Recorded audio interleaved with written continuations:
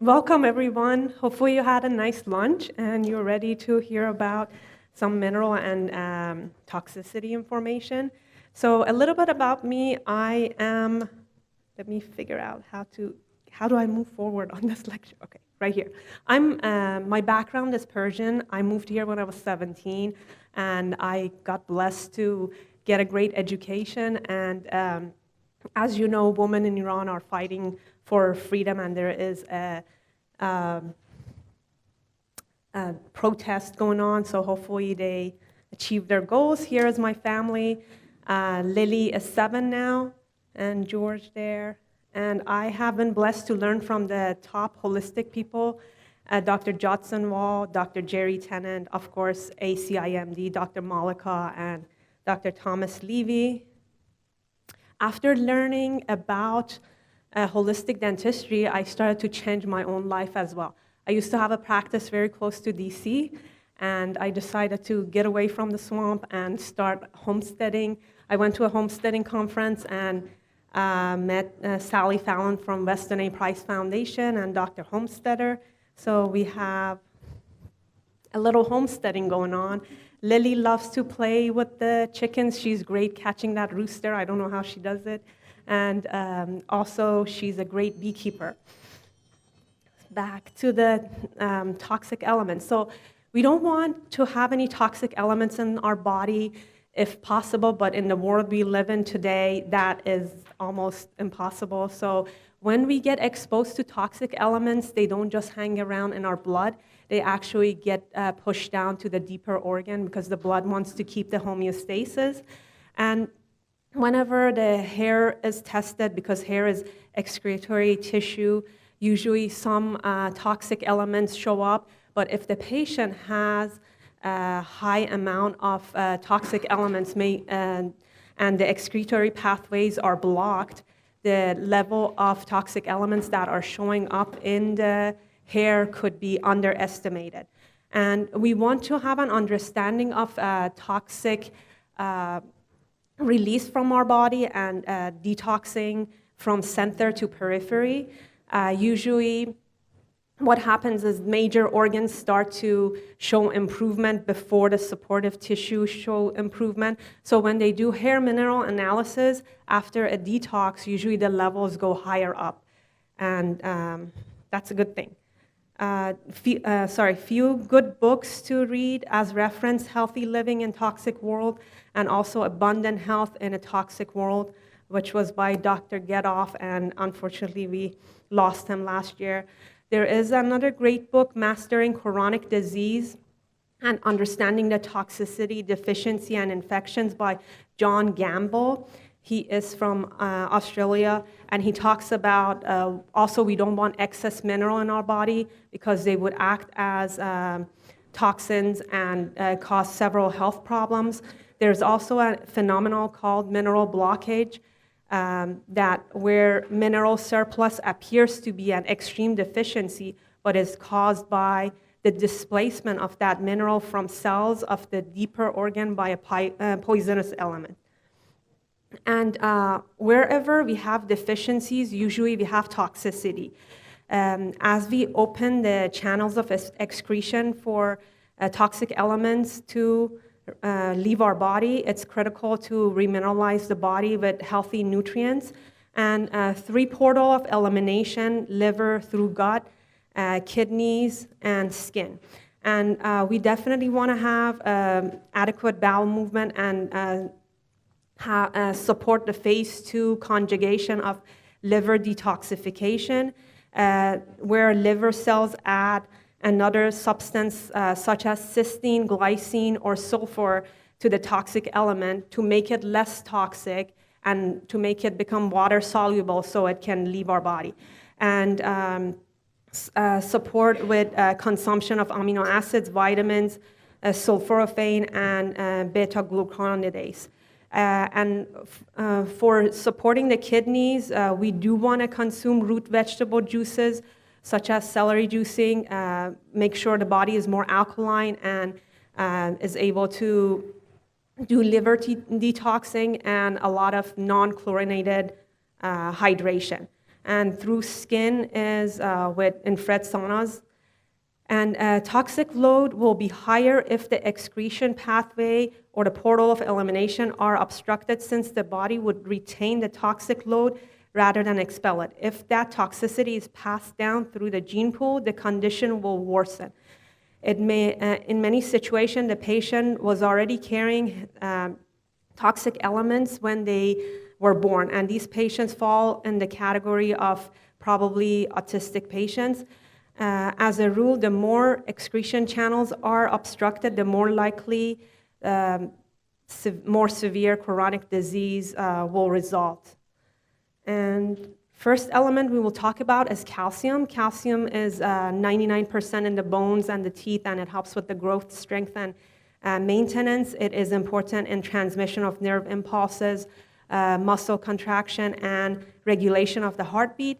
One of the easy ways to measure calcium level is get the blood pressure cuff, put it around the calf, and pump it up all the way above 200 millimeter of mercury. If the patient is able to tolerate, then that's a good thing. They have good levels. If they're able to go all the way to 240, then they have ideal levels of calcium in their tissue. If they are below 200, they are deficient in calcium. And usually in the Western societies, we are told drink milk, eat dairy, and you would get your calcium. Well, in Sweden, which is the second country that has the highest hip fracture rates, they consume the most dairy. They consume a lot of milk. So countries such as Bantu in Africa, what they mostly eat is bananas, plantains, sweet potatoes, millet, wild vegetable, and wild berries, meat, and taro, and they have the lowest level of hip fractures. So the best sources of calcium would be coming from cruciferous vegetables and fruits, cabbages, celery, salad, seaweed, and seeds such as sesame, pumpkin, sunflower, and flax. Magnesium is the second intracellular cation, and it's involved in intracellular mineral balancing of potassium. It is present in all cells and especially in the bone. So magnesium acts as a gatekeeper for potassium. Whenever patients are low in magnesium, they tend to have a lot of wasting of potassium. And whenever they want to treat patients for hypokalemia, they always give them magnesium treatments as well. So benefits of magnesium are relieving muscle tensions. It helps with energy, supports vitamin D bioavailability, prevents calcium from depositing in the soft tissue, and can help with migraine, support friendly bacteria in the gut, and helps reduce paresthesia, helps counter cortisol, and balances parathyroid hormones. The drugs that would affect magnesium level and would deplete it are birth control, proton pump inhibitors, diuretics, statin, and antibiotics. And causes of magnesium deficiency is not consuming enough leafy green vegetables, fluoride consumption, refined grains, refined sugar consumption, low stomach acid, stress, diabetes, alcohol, and malabsorption. And also magnesium deficiency can have some potentially dangerous side effects like apathy, depression, convulsion, cramps, and weakness. 66% of population do not even meet the minimum requirement for magnesium. So good sources of magnesium are nuts, whole grains, sprouts, prunes, and cacao powder, meats, and vegetables. And here we have the good sources of magnesium. Magnesium citrate usually is used before colonoscopy for bowel movement. Treonate, it helps manage certain brain disorders such as depression and memory loss.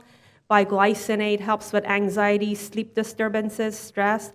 Orate helps with heart health and also energy output. Antioxidant. Lactate is great for cramps during menstruation or pregnancy. Taurate is it helps regulate high blood sugar and high blood pressure. And malate helps with patients that have chronic fatigue syndrome, fibromyalgia, and helps lessens the pain and soreness. So great source that we can offer our patients is biglycinate and malate after dental treatments. Also, interestingly, magnesium is the main element in plants for chlorophyll formation and photosynthesis. Speaking of chlorophyll,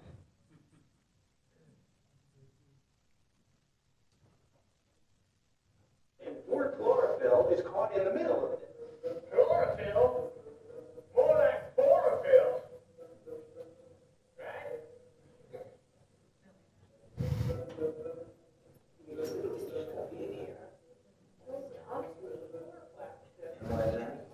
Because you're a loser. And chlorophyll helps chloroplast. No, I will not make out with you.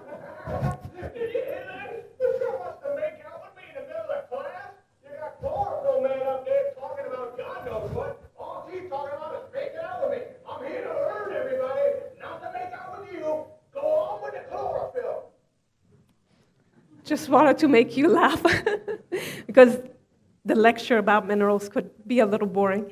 So calcium-magnesium ratio, these ratios are very important to understand. If we have high calcium levels and low magnesium level, usually we see osteoporosis, periodontal disease, hyperparathyroidism, and hyperthyroidism, and cardiovascular problem. So it is always a good question to ask when we see patients with bone loss and periodontal issue that if their calcium and magnesium ratios are balanced. And when we have lower calcium levels and excess magnesium level, which I don't see that much, usually that's related to vitamin D deficiency, physical inactivity, and hypoparathyroidism, and also calcium disruption of calcium absorption from GI tract. Patients with IBS or ulcerative colitis would possibly experience that, or patients that are on high protein diet and very low caloric diet. Phosphorus is the best brain food, and 80% in the bone and 20% in the brain. And it is important for ATP energy production as well as phospholipid bilayer, the cell permeability, and along the side of calcium is the major mineral for bone structure. So phosphorus is found in fish, shellfish, eggs, legumes, nuts, organ meats, and whole grains. The best source of phosphorus is liver. So if you don't eat liver, maybe you can find a Persian friend. They know how to make best livers. Just say, I'm coming over, make me some liver. So calcium-phosphorus ratio is another ratio that we want to look at. Whenever we see an increase in calcium level and decrease in phosphorus level, it could be confirming calcium blockade that suggests the poor usage of calcium, probably as a result of phosphorus deficiency and excess vitamin D. A high calcium-phosphorus ratio can cause impaired bone formation and a reduction in parathyroid function and causing manganese deficiency. And if we have poor calcium levels and high phosphorus levels, usually that could be related to lack of vitamin C and K and physical inactivity, excess consumption of phosphorus, and again, disrupted calcium absorption from GI system. Dr. Melvin Page, who was one of the pioneers of the functional dentistry in late 1890s, really focused on figuring out the ratios between the minerals. One of the ratios that he was focusing on for his patients that had bone loss and cavities was calcium-phosphorus ratio. So what he found out was that if pair 10 units of calcium, we do need 4 units of phosphorus. But if you're low in the phosphorus levels, then that's when patients suffer from periodontal disease or bone loss or decay. When we have low levels of calcium in our blood, parathyroid hormone gets released, which helps with dissolving the bone and making calcium available to the blood so the homeostasis could be made. And this is the graph that Dr. Melvin Page was working on to make sure that per 10 units of calcium, 4 units of phosphorus is present. If not, then those excess calciums would become calcification in the soft tissue. The next mineral we are going to talk about is silicon. Silicon is great to overcome aluminum toxicity. One of the biggest toxicity I see in the patients is aluminum.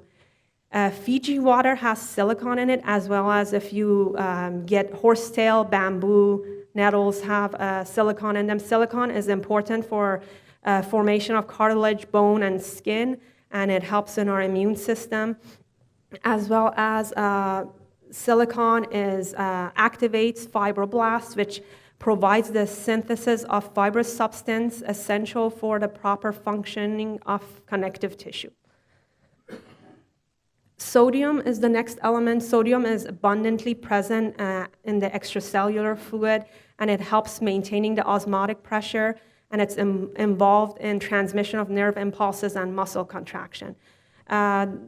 Sodium, we can get it from salt. Sodium deficiencies could come up as signs of nausea, abdominal pain, dehydration, and lack of sodium usually is due to dehydration, vomiting, excess sweating, acute adrenal insufficiency, and also being on a low-salt diet or diuretic.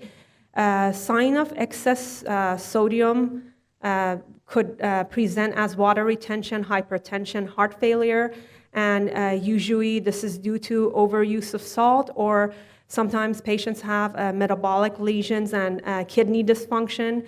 And it is important in cancer patients to know that high concentration of sodium is an obstacle to normalization of their general metabolism. So that sodium needs to be balanced. Potassium is inside the cell, as we talked about, magnesium being the gatekeeper for keeping the potassium inside the cells. Main sources of potassium are fresh vegetables, legumes, sprouts, mushrooms, and apples, bananas. One thing that I really like to do is make my own sprouts, and I'm sure some of you know how to do that. It's just if you have lentils at home or any edible seeds, just put in a mason jar, soak it for 8 hours, and then dump the water. And then for the first 3 days, you just rinse and dump the water and lay it under the sun or some sort of light. Make sure the top is open, or there are covers that you can buy, and it has holes in it, so the seeds can get air. And in about 5 to 7 days, you have your own microgreen sprouts, and it's not contaminated with any water sources that could have aluminum in them, or soil that could have other issues in them. Let's go to, and another ratio that we are going to talk about is potassium-sodium ratio. Usually what I see in most patients is that they have a decreased potassium-sodium ratio, and that's either due to excess consumption of salt or having a chronic stress. Everything that we eat has a lot of salt in it, either like what I found when came to US and started eating the food, either everything is super sweet, even the yogurt is sweet, or everything is super salty. So I wasn't really used to that. And increased potassium-sodium ratio is usually due to adrenal insufficiency, renal failure, or salt-free diet. Copper is present in small amounts, and the action of copper cannot be separated from other minerals such as zinc, manganese, iron, and magnesium. Copper is important for several enzymatic reactions in the redox process and involves in protein synthesis and hemoglobin.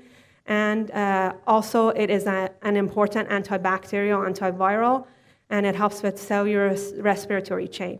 Copper, again, is found in liver, seafood, whole grains, and vegetables.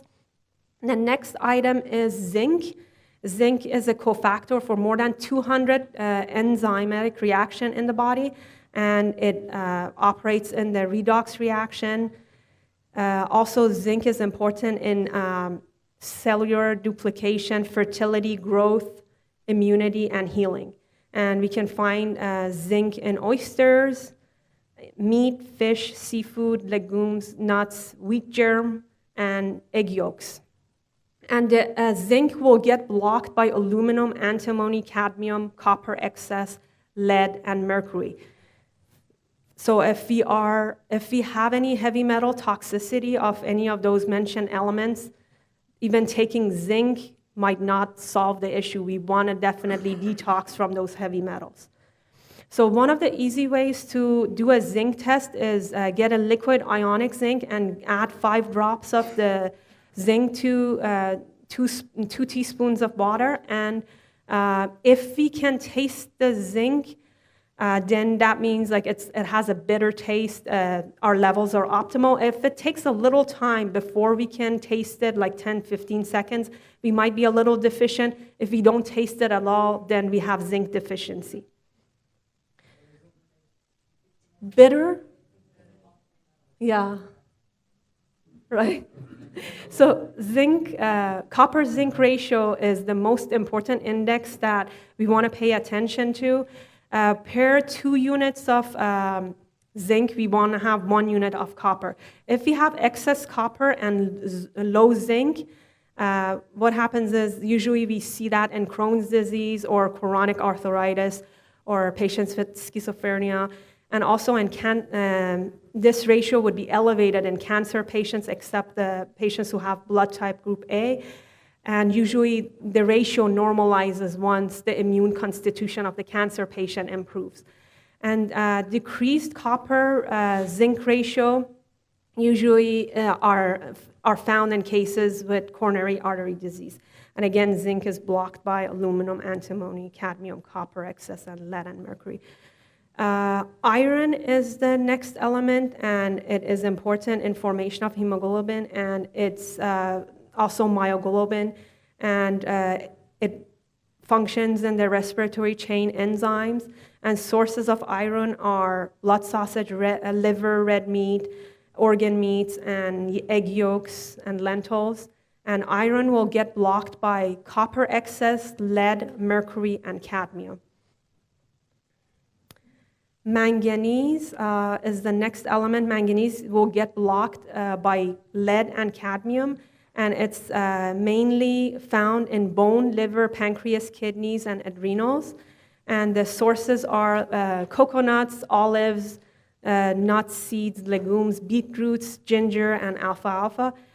Excess manganese is usually seen in mental disorders, reduced mental activity, impaired judgment, and manganese deficiency. Some of the signs are allergies, eczema, hives, morning fatigue, and musculoskeletal pain. Chromium is important in balancing out the lipid and also blood sugar, and it's important in hormone production. We can find chromium in brewer's yeast, organic whole grain cereals, seafoods, oysters, liver, potatoes, apples, and beef. And chromium excess, usually it's not observed unless it's exposure, poisonous exposure, or in the workforce they're exposed to chromium baths or chromium salt. And deficiencies usually show up as craving for sugar, hypoglycemia, diabetes, corneal opacification, and usually the amount of chromium in the body decreases as we age. So the consumption of sugar and refined flours also make the chromium decrease faster. Refined foods and also farming practices that in the soils that are depleted in chromium does not help us.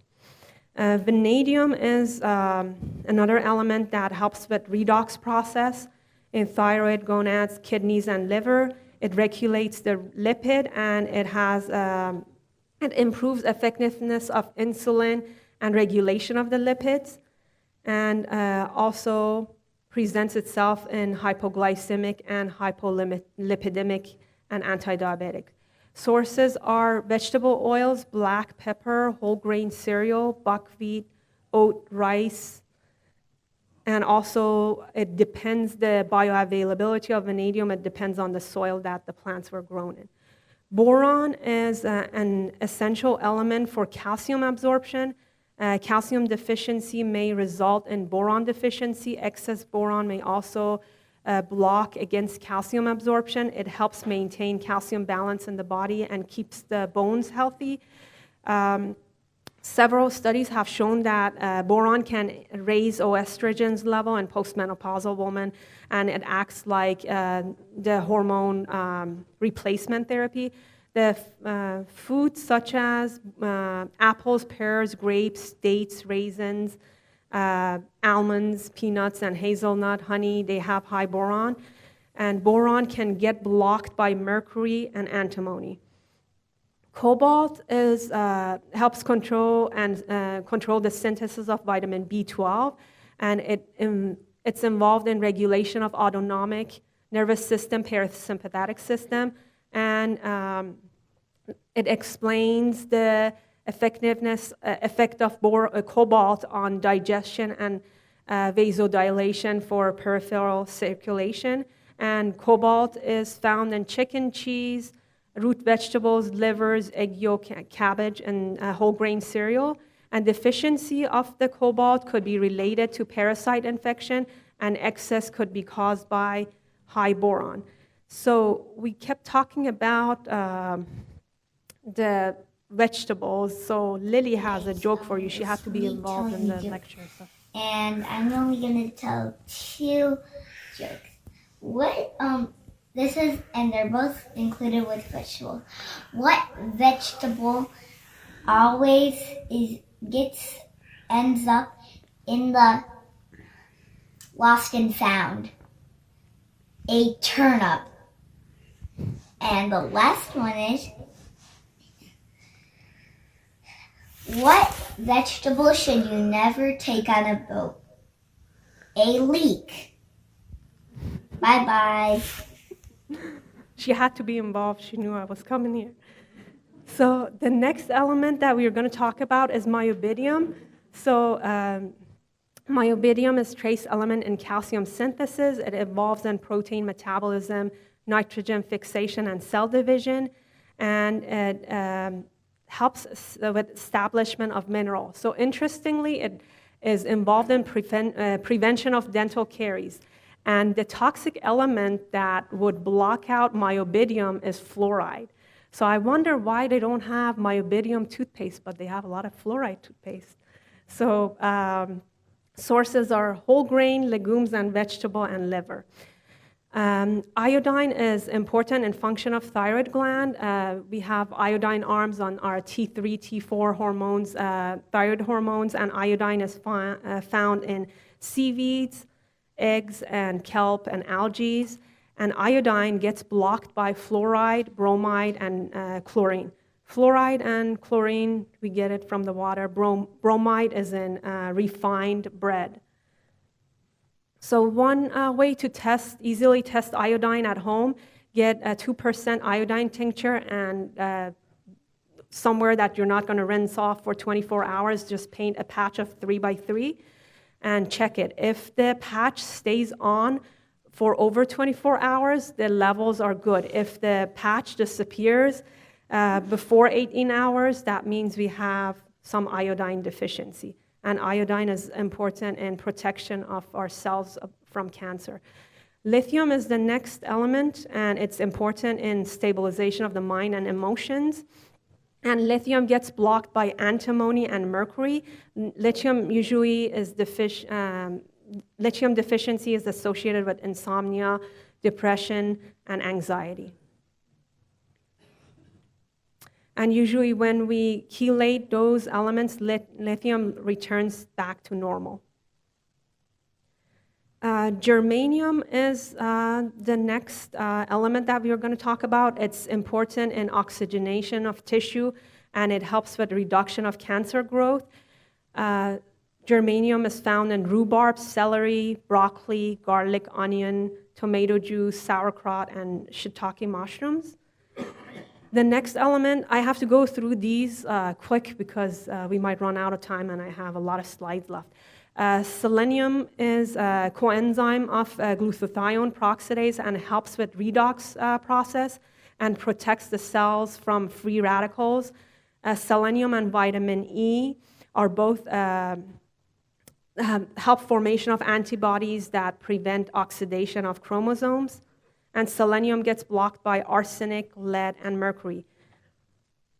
We can get selenium from Brazil nuts. Just make sure you soak those nuts before you eat them.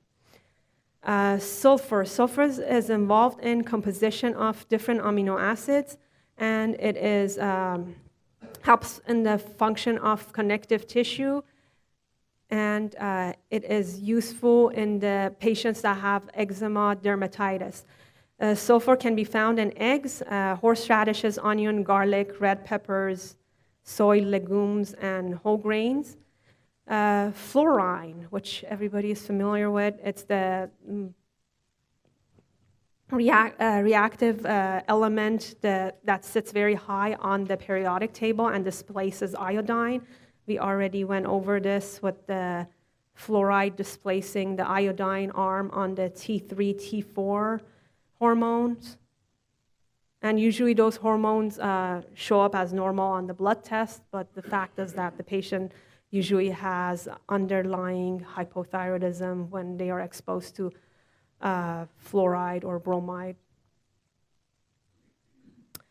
Aluminum. So sources of some of these heavy metals. Tap water is high in aluminum, kitchen utensils, the canned foods, and also the foods that are powdered form, like the powdered soup, egg whites, all the processed packaged foods, those are high in aluminum.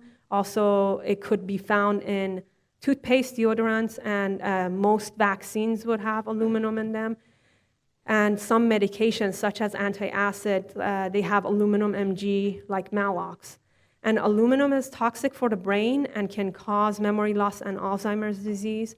And it can interfere with absorption of calcium and phosphorus, and prevention of growth of the bones. And toxicity also leads to muscle aches. And it could be also primary cause of autoimmune conditions. And again, aluminum will block out silica, zinc, and iron. Antimony is the next element, toxic element, usually found in plastic bottles, food-grade plastics, flame retardant, and metal coating of the pots and pans. And sign of excess antimony usually is upper airway symptoms, cardiovascular problems, digestive disorders, nervous disorders, and also it could be primary cause of autoimmune, and antimony will block out chromium and zinc. Silver can become poisonous in high levels, and usually people that work with jewelries or photographer will get exposed to high silver levels, and also prolonged absorption of silver salt through skin or mucous membrane. And it's also used in a lot of nasal drops, eye drops, disinfectants, and gastric dressing. Signs of excess silver, usually the skin turns color, and patient will have hard time breathing, palpitation, and edema. Arsenic is in grains, especially rice is high in arsenic, so preferably soak your rice for 24 hours before you cook it. And also it's in glass, pigments, electronic devices. And usually excess arsenic shows up as weakness, drowsiness, headaches, seizures, muscle pain, and peripheral neuropathy. Cadmium is in cigarette smoke, nickel cadmium batteries, solar cells, and electronic appliances. Also in a lot of glazes that cadmium is used. Interestingly, where they plant cacao powders, for some reason there is a lot of cadmium in the soils, and that plant absorbs cadmium, so cadmium is in dark chocolate. So a lot of times I go through the list with the patient and I'm like, well, what are you doing? Like, they don't smoke, their parents didn't smoke, they're not exposed to any of the other elements, they're eating a lot of dark chocolate, and they're high in cadmium levels. Cadmium will block out zinc, and we know zinc is important for hydrochloric acid formation and digestion. So if you don't have zinc, our digestion goes down, and then we can digest and absorb other minerals. Mercury, this is, the whole purpose of the whole IAOMT, and they talk about this in extent. I don't think I need to really open this up, but one of the ways that we get mercury, we all know. So nickel, we can get nickel through inhalation, ingestion, and through contact, and also it's in the implants. And actually, I have a titanium implant in my foot that I was reacting to nickel, and it also shows at the end of the slide that it could be primary cause of autoimmune. So exactly 9 months after I got my titanium implant in my foot, autoimmune showed up. And I am glad, it's kind of blessing because it opened my path to learn about holistic care and learn what can I do to improve my own health. Lead is in PVC plastics and also in construction material, in crystals, ceramics, water pipes, hair dyes. And lead will block out zinc, calcium, iron, and manganese. These are some of the pathways that lead would affect. I will go to the next slide here. Lead poisoning could show up as neurological issues, hematological issues, gastrointestinal, and renal impairment issues. And in dentistry, I don't know if you guys have ever had patients that have really dark lines at the gum line, and it's like a dark, deep stain that's not going away. These people are usually lead, they have some sort, they're exposed to some sort of lead, or they are releasing that lead through their tissue. And of course, there are chelation therapy that could be done. But if they want to do something simple, taking vitamin C, iron, calcium, and vitamin D supplementations. Just putting all the information together, deficiencies in zinc, magnesium, phosphorus, vanadium, chromium, and excess mercury predisposes patients to diabetes. And patients that have low phosphorus, magnesium, calcium, silicon, and zinc, their bodies are more acidic, and they can overcome that by just managing some of these supplements and also working on, drinking celery juices or more alkaline food. If we want some protection against allergies, the elements that could be used are myobedium, and also reducing the nickel exposure and detoxing from nickel. And also manganese helps with fighting against allergies. For intestinal absorption, we want to make sure we have zinc, iron, copper, manganese, selenium. And also rebalancing these elements helps with digestion. Intestinal absorption, we want to make sure zinc levels, iron, manganese levels, copper, chromium are balanced and for proper intestinal absorption.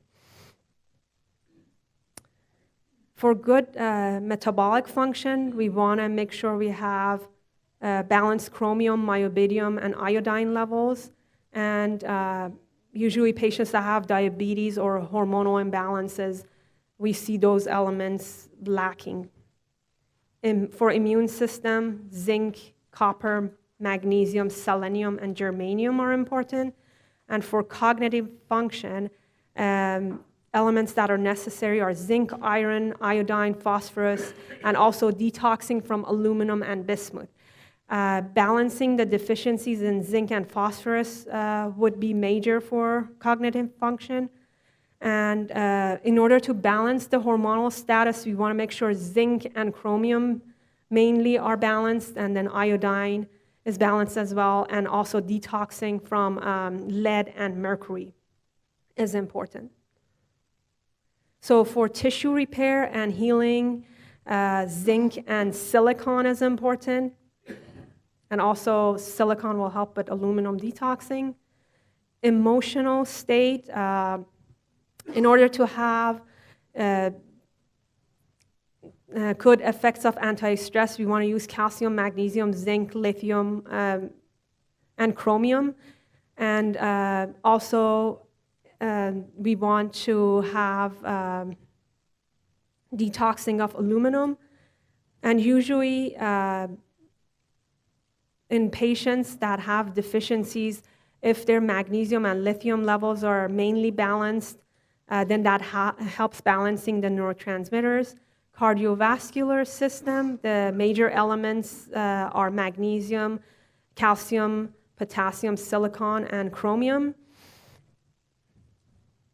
And two indicators of cardiovascular state are the copper-zinc ratio as well as potassium deficiency.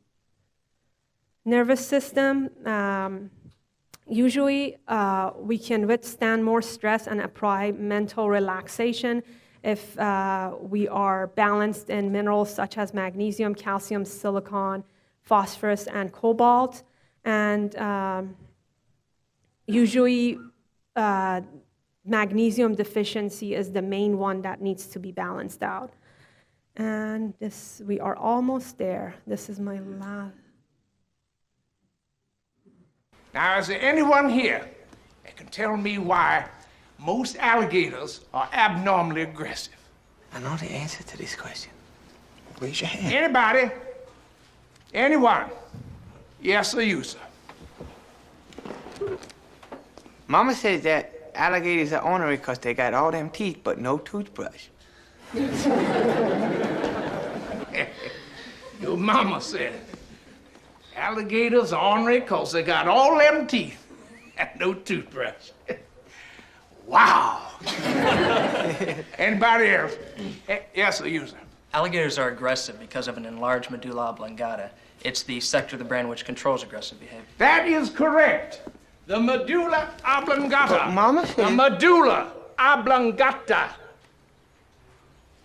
is where anger, jealousy, and aggression come from. Now, is there anybody here can tell me where happiness comes from? No. Anyone? All right. Let's hear what Mama has to say on the subject. Mama say that happiness is from magic rays of sunshine that come down when you're feeling blue.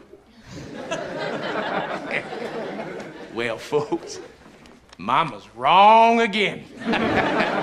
No, Colonel Sanders, you're wrong. Mama's right. Mama's right. Mama's right. Something wrong with his medulla oblongata.